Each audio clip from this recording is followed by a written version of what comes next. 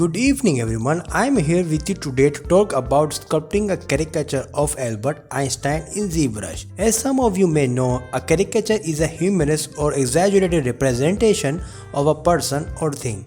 And who better not to caricature than one of the most famous scientists of all time? Before we begin sculpting, it is important to do some research on the person you are depicting. In this case, we want to gather as much reference material as possible on Einstein. This might include photos of him at different ages, articles about his life and work, and even quotes from him that might inspire the design of the sculpture. Like one of his quotes, "Imagination is more powerful than knowledge," which inspired me the most. I have used two main references of the caricature, one from Maximiliano Rodriguez and other from Zeding. It's also helpful to think about the purpose of the caricature. Is it meant to be a humorous piece, or are you trying to capture a more serious side of Einstein's personality? This will help guide the overall design of the sculpture and the level of exaggeration you use. Once you have a good understanding of your subject and the purpose of the piece, it's time to start blocking out the character in simple forms. This means sketching out a rough blockout of the figure using simple shapes to get a sense of the overall proportions and pose.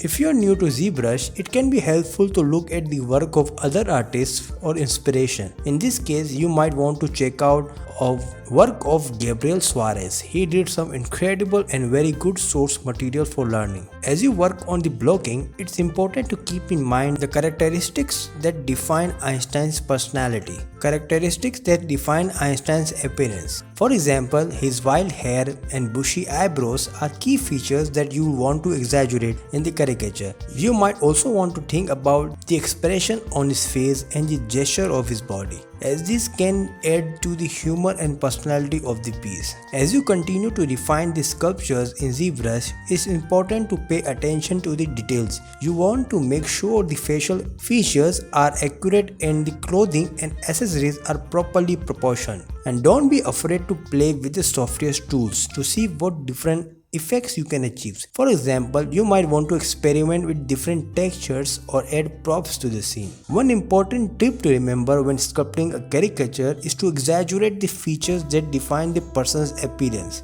This might mean making the nose larger or the ears smaller, depending on the subject. Just be sure not to go too far and lose the likeness of the person. Another tip is to think about the body language and posture of the subjects. In Einstein's case, you might want to depict him with his arms crossed or thoughtful expression on his face and his head tilted to the side. This element can help convey his intellectual and curious nature. It's also important to consider the lighting, shading, and when sculpting a caricature. By using different techniques and values, you can create a sense of depth and realism in your work. This can be especially effective when exaggerating certain features or adding humor to the piece. It's also important to consider the lighting and shading when sculpting caricature.